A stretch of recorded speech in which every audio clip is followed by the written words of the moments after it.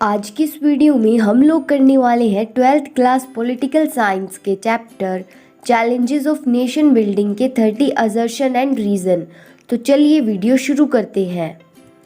अगर आपको असर्शन और रीज़न का मतलब नहीं पता तो पहले असर्शन और रीज़न का मतलब ही जानते हैं। वैसे तो हिंदी में असर्शन का मीनिंग होता है कि कोई ऐसी चीज़ जो क्या है बहुत ही ज़्यादा सही है, यानी कि गलत हो ही नहीं सकती, उसको हम असर्शन बोलते हैं। और रीज़न आप सभी को पता ही है, लेकिन हमें यहाँ पे असर्शन में एक स्टेटमेंट दी हुई होती है जिसे हमें बताना होता है कि ये स्टेटमेंट सही है या नहीं है। और रीज़न के अंदर भी एक स्टेटमेंट दी हुई होती है और हमें बताना होता है, ये पहले तो देखना होता है कि ये स्टेटमेंट सही है और उसके बाद में कंपेयर करना होता है कि ये असर्शन का रीज़न है या नहीं, यानी कि ये जो पहली स्टेटमेंट है उसका ये कारण है या नहीं। तो पहले इसके ऑप्शंस को समझ लेते हैं। पहला ऑप्शन है both A and R true and R is the correct explanation of A, यानी कि ए और आर है क्या है, दोनों ही स्टेटमेंट सही है और जो आर है वो पहली स्टेटमेंट का सही रीज़न है। ठीक है, नेक्स्ट है both A and R true but R is the not correct explanation of A, यानी कि ए स्टेटमेंट भी सही है और रीज़न भी सही है, लेकिन जो रीज़न है वो क्या है, सही एक्सप्लेनेशन नहीं है, यानी कि उसको सही क्या इसका कारण नहीं बता रहा कि ये ऐसा क्यों हुआ। तो ये बी ऑप्शन है। और नेक्स्ट ऑप्शन है C, A is true but R is wrong, यानी कि ए तो सही है लेकिन आर क्या है, गलत है। और ऐसे ही डी के अंदर है A is false but R is true, यानी कि ए तो सही है लेकिन आर क्या है, गलत है। तो इसके साथ ही हम अपने फर्स्ट असर्शन रीज़न को शुरू करते हैं। असर्शन है the peasantry in Telangana were the main victims of Nizam's oppressive rule so they were against his rule. यहाँ पे आपको तेलंगाना से परेशान नहीं होना है क्योंकि तेलंगाना भी क्या है, हैदराबाद के अंदर है। तो यहाँ पे तेलंगाना आ गया तो इससे कोई फ़र्क नहीं पड़ता, ये बात तो यहाँ पे हैदराबाद की ही हो रही है। यानी कि निज़ाम जो है किसानों से धक्के से ही क्या है अपने रूल्स फॉलो करवा रहा है और अपनी बातें मनवा रहा है, इसीलिए क्या है जो लोग हैं उसके खिलाफ हो गई। ये स्टेटमेंट देखते सही है या नहीं, तो ये स्टेटमेंट बिल्कुल सही है। अब देखते हैं reason. Nizam of Hyderabad followed oppressive policy against the messes, यानी कि निज़ाम जो है जनता से, मासेस का मतलब होता है जनता से, क्या है एक ऑप्रेसिव पॉलिसी फॉलो करवा रहा था, यानी कि अत्याचार की पॉलिसी फॉलो करवा रहा था। एक तरह से वो क्या है अपनी बातें ही धक्के से लोगों से क्या है मनवा रहा था। तो रीज़न भी बिल्कुल सही है। अब रीज़न और असर्शन को क्या है एक दूसरे से कंपेयर करके देखते हैं, यानी कि असर्शन की जो सही एक्सप्लेनेशन है या नहीं रीज़न। तो यहाँ पे क्या है, रीज़न बिल्कुल सही एक्सप्लेनेशन है असर्शन की, तो इसका आंसर हो जाएगा ऑप्शन ए। सेकंड असर्शन है the constitution of India was ready on 26 नवंबर 1949, यानी कि जो कॉन्स्टिट्यूशन है इंडिया का वो तैयार था 26 नवंबर 1949 को। तो ये बिल्कुल सही है। अब रीज़न देखते हैं।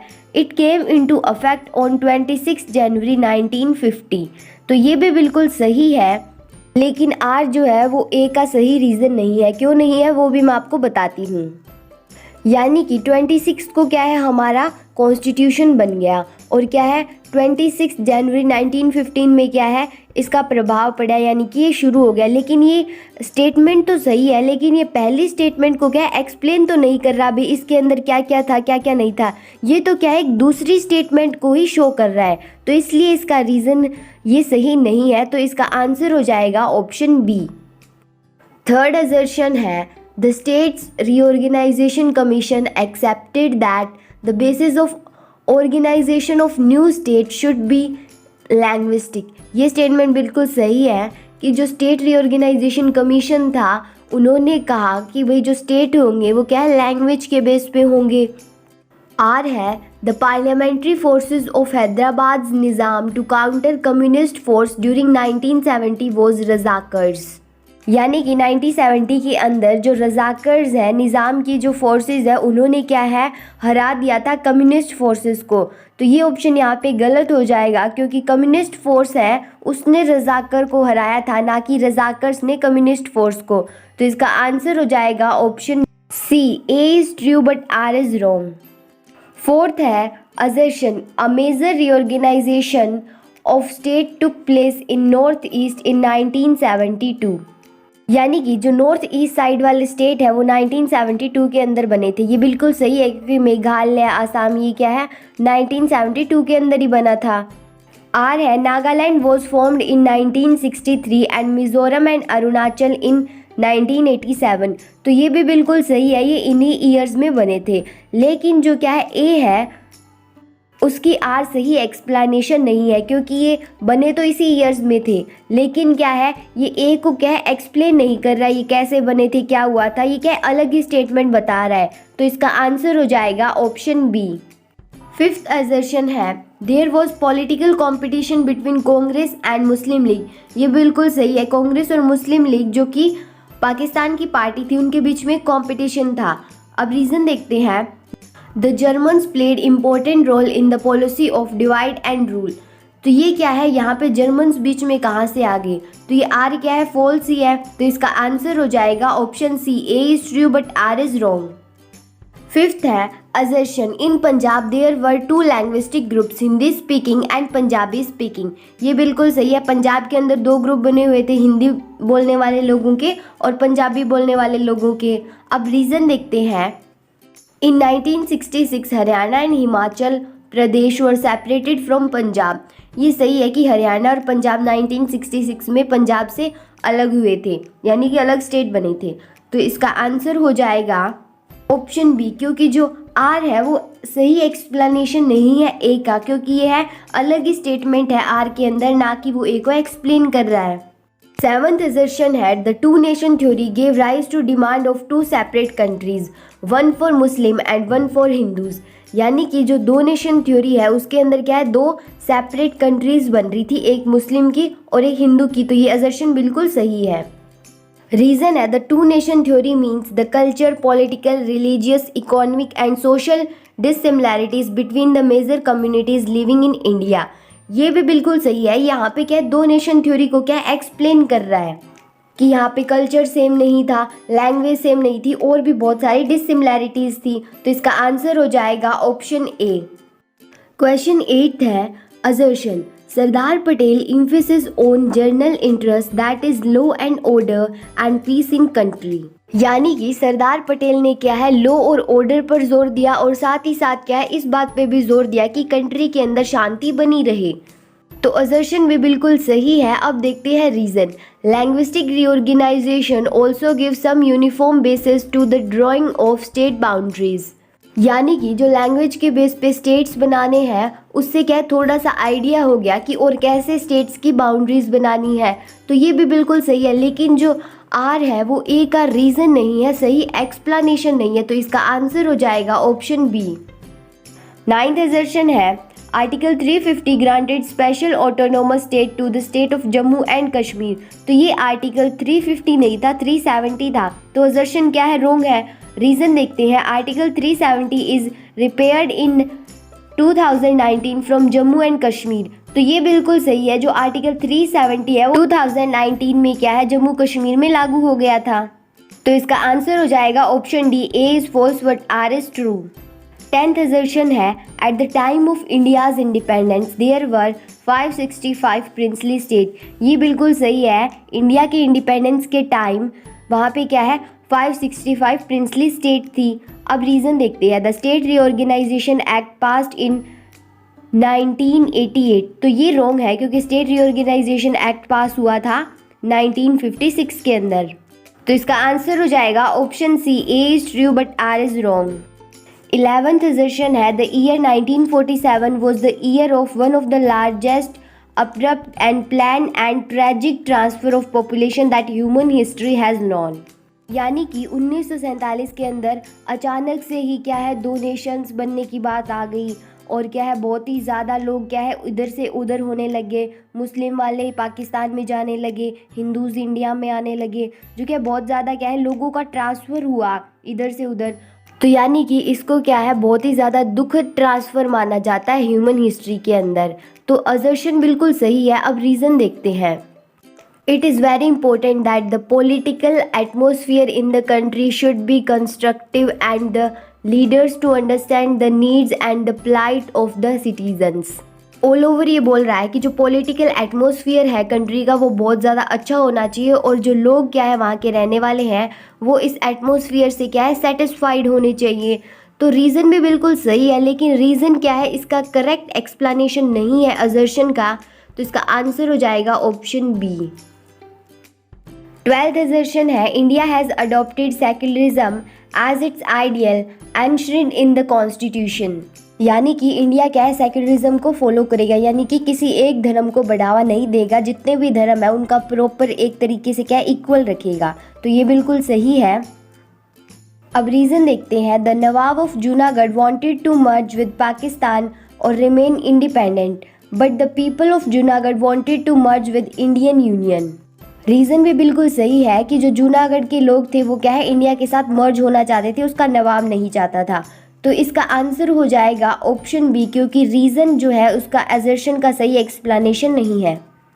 13th assertion है before 15 August 1947 peaceful negotiation had brought all territories harmoniously to the new boundaries of India. यानी कि 15 अगस्त 1947 से पहले शांतिपूर्वक क्या है जो सभी की सभी टेरिटरीज हैं, जो प्रदेश है, उनको क्या है इंडिया की बाउंड्रीज से ज्वाइन करवा दिया था कोई ना कोई कॉन्ट्रैक्ट साइन करवा के। तो ये भी बिल्कुल सही है। अब रीज़न देखते हैं। Sardar Patel appeal to the princes of corporation and act as patriots. तो सरदार पटेल ने क्या है अपील की प्रिंसेस से कि वो हमारे साथ कोऑपरेट करे और क्या है हमारे साथ ज्वाइन हो जाए, और उन्होंने क्या है एक देशभक्त के रूप में भी काम किया।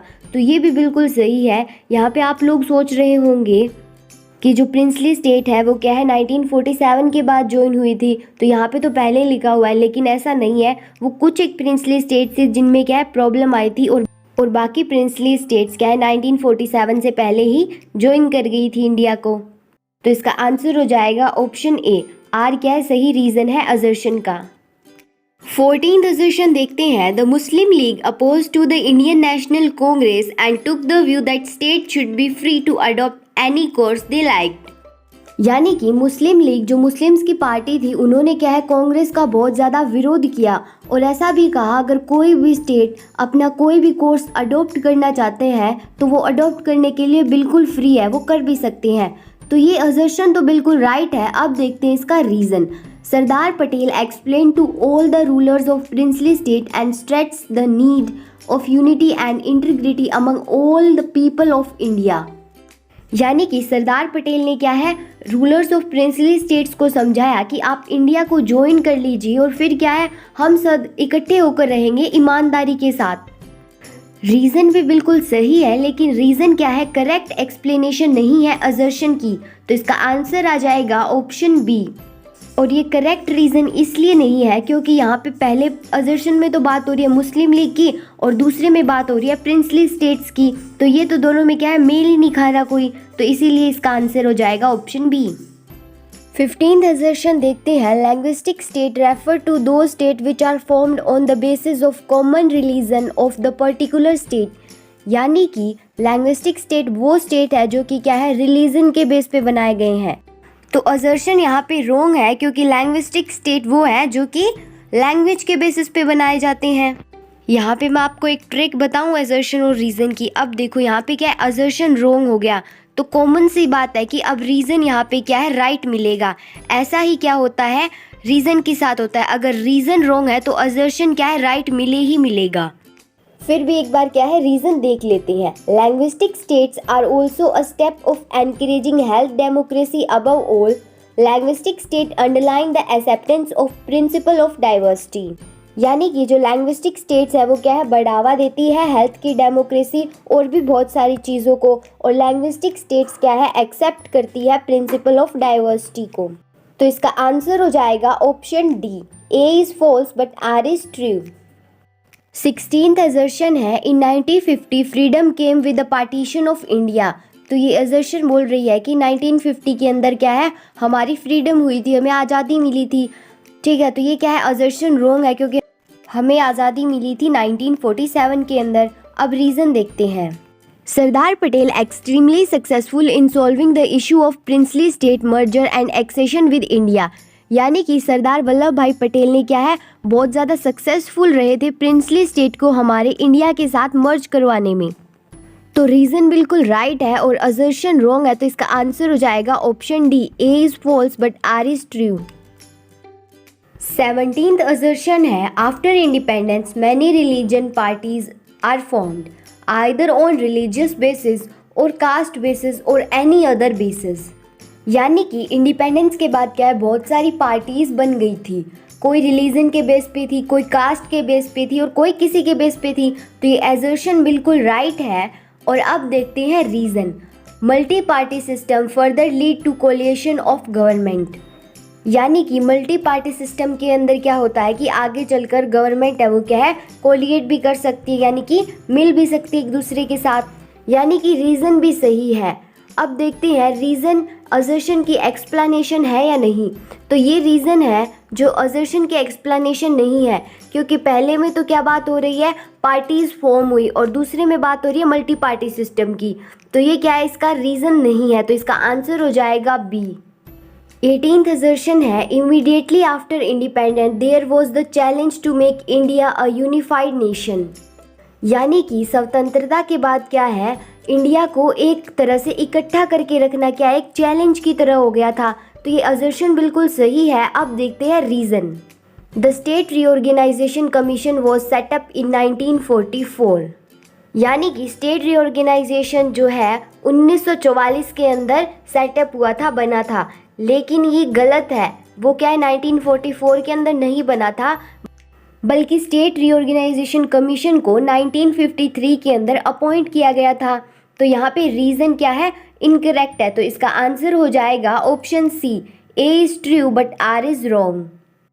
19th assertion है, the Indian Independence Act 1947 says that British India divided into two nation, India and Pakistan. यानी कि इंडिया की इंडिपेंडेंस के बाद जो ब्रिटिश इंडिया है वो क्या है, दो हिस्सों में बंट गया था, इंडिया और पाकिस्तान। तो असर्शन बिल्कुल राइट है और रीज़न देखते हैं। The British left India with multiple problems, this was certain and very serious challenge read in front of India. यानी कि जब ब्रिटिशर्स है वो इंडिया को छोड़ के चले गए थे, तो इंडिया के सामने क्या बहुत सारी प्रॉब्लम्स थी, ठीक है, और बहुत सारे सीरियस चैलेंज भी थे। तो रीज़न भी बिल्कुल सही स्टेटमेंट है। अब देखते हैं रीज़न जो है असर्शन की एक्सप्लेनेशन है या नहीं। तो रीज़न असर्शन की एक्सप्लेनेशन नहीं है, क्योंकि पहले में बात हो रही है कि इंडिया जो है दो पार्ट में डिवाइड हो गया था, और दूसरे में बात हो रही है कि जो ब्रिटिशर्स है वो हमें क्या बहुत सारी प्रॉब्लम्स के साथ छोड़ के चले गए थे। तो इसका आंसर हो जाएगा ऑप्शन बी। असर्शन नंबर 21 है, the interim government took a firm stand on the integration of princely states. Interim government का मतलब होता है कि एक तरह से कोई टेम्परेरी गवर्नमेंट, ठीक है। तो जो टेम्परेरी गवर्नमेंट थी उसने क्या है, एक दृढ़ निश्चय किया कि जो प्रिंसली स्टेट है वो क्या है, इंडिया में मर्ज होनी चाहिए। तो ये बिल्कुल सही है असर्शन। अब रीज़न देखते हैं। Accession of the princely state of Junagadh, Hyderabad, Kashmir and Manipur proved more difficult than other state. यानी कि जब हमने प्रिंसली स्टेट को मिलाया तो कश्मीर, हैदराबाद, मणिपुर और जूनागढ़ में क्या है, सबसे ज़्यादा डिफ़िकल्टीज आई उनको मर्ज करवाने के अंदर। तो ये भी बिल्कुल सही है। असर्शन और रीज़न दोनों ही बिल्कुल सही है, लेकिन जो रीज़न है वो असर्शन की सही एक्सप्लेनेशन नहीं है। तो इसका आंसर हो जाएगा ऑप्शन बी। असर्शन नंबर 21 है, the states of Maharashtra and Gujarat were created in 1960। तो ये बिल्कुल सही है कि महाराष्ट्र और गुजरात है वो 1960 के अंदर बने थे। अब रीज़न देखते हैं। Sardar Vallabhbhai Patel was the first home minister of India, he was known as iron man of India. तो ये भी बिल्कुल सही है कि सरदार Vallabhbhai Patel first home minister थे इंडिया के, और उनको आयरन मैन ऑफ इंडिया भी कहा जाता है। ए और आर दोनों ही सही है, लेकिन जो क्या है रीज़न है वो असर्शन की सही एक्सप्लेनेशन नहीं है, क्योंकि फर्स्ट में तो स्टेट क्रिएशन बता रहा है और दूसरे में क्या है, सरदार वल्लभ भाई पटेल के बारे में बात कर रहा है। तो इसका आंसर है ऑप्शन बी। असर्शन नंबर 22 है, Pandit Jawaharlal Nehru announce the appointed of state reorganisation commission in Lok Sabha on 22 December 1953। यानी कि पंडित जवाहरलाल नेहरू जी ने अनाउंस किया कि उन्होंने स्टेट रीऑर्गेनाइजेशन कमीशन को लोकसभा के अंदर बुलाया है। 1953 के अंदर, यानी कि असर्शन भी क्या है, बिल्कुल सही है। अब देखते हैं reason. The commission recommended the regrouping of state on the basis of language and culture as well, यानी कि कमीशन ने क्या है बताया कि हम रीग्रुप करेंगे, स्टेट्स को बनाएंगे, तो क्या किसके बेस पे बनाएंगे, लैंग्वेज के बेस पे, और वहाँ का जैसा कल्चर होगा उस बेस पे बनाएंगे। तो रीज़न भी बिल्कुल करेक्ट है और रीज़न सही एक्सप्लेनेशन है असर्शन की, क्योंकि पहले में क्या है स्टेट रीऑर्गेनाइजेशन कमीशन के बारे में बताया है और रीज़न के अंदर क्या है स्टेट रीऑर्गेनाइजेशन कमीशन को एक्सप्लेन किया गया है। तो इसका आंसर हो जाएगा ऑप्शन ए। असर्शन नंबर 23 है, India is fully sovereign both in national and international matters, यानी कि भारत पूरी तरह क्या है आज़ाद है नेशनल और इंटरनेशनल मैटर्स के अंदर। तो असर्शन बिल्कुल सही है। अब रीज़न को देखते हैं। Our government is fully sovereign backed by the united will of the people, यानी कि जो हमारी सरकार है वो क्या है आज़ाद है और क्या है लोगों की जो इच्छा होती है उन पर ही वो क्या है काम करती है। तो ये क्या है रीज़न भी बिल्कुल सही है और जो रीज़न है वो करेक्ट एक्सप्लेनेशन है असर्शन की, क्योंकि असर्शन के अंदर बताया गया है कि इंडिया क्या है फुल्ली सोवरेन है और सेकंड रीज़न के अंदर क्या है सोवरेन को एक्सप्लेन किया गया, यानी कि सरकार जो है वो लोगों की मर्जी से बनती है। तो इसका आंसर हो जाएगा ऑप्शन ए। असर्शन नंबर 24 है, planning has become integral part of the India's political and economic system, यानी कि जो प्लानिंग है वो पूरी तरह से पार्ट बन गया था पॉलिटिकल और इकोनॉमिक सिस्टम का। तो असर्शन बिल्कुल राइट है। अब देखते हैं reason. After the independence India government adopted planning for economic development for the country, यानी कि इंडिपेंडेंस के बाद ने इंडिया की गवर्नमेंट ने अडॉप्ट किया एक प्लान कि वो इकोनॉमिक डेवलपमेंट करेगी कंट्री के लिए। तो ए और आर दोनों ही सही है और आर क्या है करेक्ट एक्सप्लेनेशन है असर्शन की। तो इसका आंसर है ऑप्शन ए। असर्शन नंबर 25 है, Sardar Vallabhbhai Patel played an historical role in negotiating with the rulers of princely states, यानी कि सरदार वल्लभ भाई पटेल ने बहुत बड़ा रोल प्ले किया है प्रिंसली स्टेट्स को इंडिया के साथ मर्ज करवाने में। तो ये असर्शन बिल्कुल सही है। अब रीज़न देखते हैं। The most important recommendation of the state reorganisation commission was the boundaries of the different state should be based upon language, यानी कि स्टेट रीऑर्गेनाइजेशन कमीशन ने कहा कि जो बाउंड्रीज होनी चाहिए वो स्टेट की लैंग्वेज के बेस पे होनी चाहिए। तो रीज़न भी क्या है बिल्कुल सही स्टेटमेंट है। असर्शन और रीज़न दोनों ही सही है, लेकिन जो रीज़न है वो करेक्ट एक्सप्लेनेशन नहीं है असर्शन की, क्योंकि असर्शन में बता रखा है सरदार वल्लभ भाई पटेल के रोल के बारे में और रीज़न के अंदर बता रखा है कि स्टेट किस बेसिस पे बने थे। तो इसका आंसर हो जाएगा ऑप्शन बी। असर्शन नंबर 26 देखते हैं। The constitution farmers of India ensured in the constitution that development and well being will be done for the whole society not for particular section, यानी कि इंडिया के constitution के अंदर दावा किया गया है कि जो डेवलपमेंट होगी, जो कल्याण योजनाएं होंगी वो क्या है किसी एक सोसाइटी के लिए नहीं होगी, वो क्या है सभी लोगों के लिए क्या है इक्वल होगी। तो ये असर्शन क्या है बिल्कुल सही है।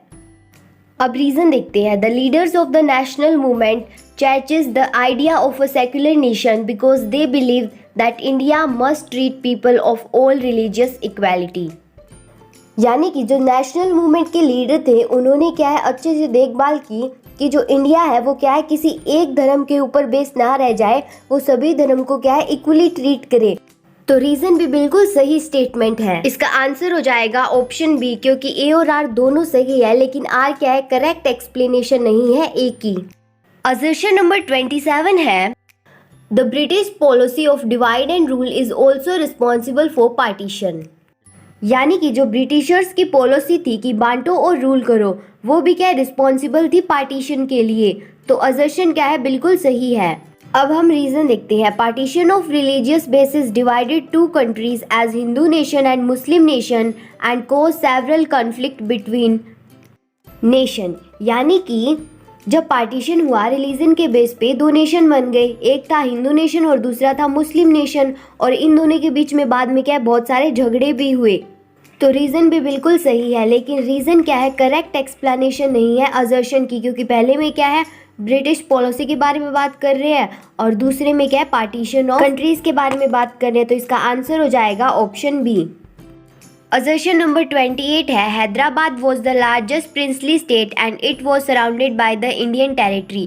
यानी कि जो हैदराबाद है वो सबसे बड़ी प्रिंसली स्टेट है और ये चारों तरफ से क्या है, इंडिया से घिरी हुई है। तो असर्शन बिल्कुल सही है। अब देखते हैं reason. The first consequence of the population was the largest unplanned and the tragic transfer of population that human history has known. यानी कि ऐसा दुनिया में पहली बार हुआ था कि लोग क्या है, बहुत बड़ी संख्या में एक स्थान से दूसरे स्थान पर जा रहे हैं। तो रीज़न भी बिल्कुल सही स्टेटमेंट है। इसका आंसर हो जाएगा ऑप्शन बी, क्योंकि जो आर है वो करेक्ट एक्सप्लेनेशन नहीं है एक ही, बिकॉज पहले में तो हैदराबाद लार्जेस्ट प्रिंसली स्टेट है ये बता रहा है और दूसरे के अंदर जो कॉन्सिक्वेंसेज हुए वो बता रहा है। असर्शन नंबर 29 है due to the partition Bengal was divided into east Bengal and west Bengal. यानी कि पार्टीशन के दौरान बंगाल को दो पार्ट्स में डिवाइड किया गया था, ईस्ट बंगाल और वेस्ट बंगाल के अंदर। तो असर्शन बिल्कुल सही है। अब देखते हैं reason. By August 15, 1947 all except 3 state within its geographical limits had exceeded to the Indian dominion. यानी कि अगस्त 15, 1947 तक सभी जो स्टेट्स हैं उन्होंने अपना जियोग्राफिकल जो एरिया है वो क्या है, ज्वाइन कर लिया था इंडिया के साथ, सिर्फ 3 स्टेट को छोड़कर। तो रीज़न भी बिल्कुल सही स्टेटमेंट है और इसका आंसर हो जाएगा ऑप्शन बी। जो ए और आर है वो दोनों ही ट्रू है, लेकिन जो आर है वो करेक्ट एक्सप्लेनेशन नहीं है ए की, क्योंकि असर्शन में बात कर रहा है दो पार्टीशन की और रीज़न में बात कर रहा है जियोग्राफिकल एरियाज़ की। असर्शन नंबर 30 देखते हैं। इन 2010 Uttarakhand from Uttar Pradesh and Chhattisgarh from Madhya Pradesh and Jharkhand from Bihar was created. यानी कि ये बोल रहा है 2010 के अंदर उत्तराखंड से उत्तर प्रदेश बना था, छत्तीसगढ़ से मध्य प्रदेश बना था और झारखंड बना था बिहार से। तो ये असर्शन है वो पूरी की पूरी स्टेटमेंट ही रॉन्ग है, क्योंकि ये सब बने थे 2000 के अंदर, ना कि 2010 के अंदर। तो जाहिर सी बात है असर्शन रॉन्ग हो गया, तो रीज़न क्या ट्रू होगा ही होगा। फिर भी एक बार रीज़न देख लेते हैं। Integration of state was the major problem after independence as the Indian states were given the right of independence. यानी कि इसमें वही बात बता रहा है कि इंडिपेंडेंस के बाद में क्या स्टेट को बनाना एक बहुत बड़ी प्रॉब्लम हो गई थी। तो इसका आंसर हो जाएगा option D, A is false but R is true. I hope ये वीडियो आपको पसंद आई होगी, तो प्लीज़ इस वीडियो को लाइक कर दे और मेरे चैनल को सब्सक्राइब कर दे ऐसी ही और वीडियोस देखने के लिए।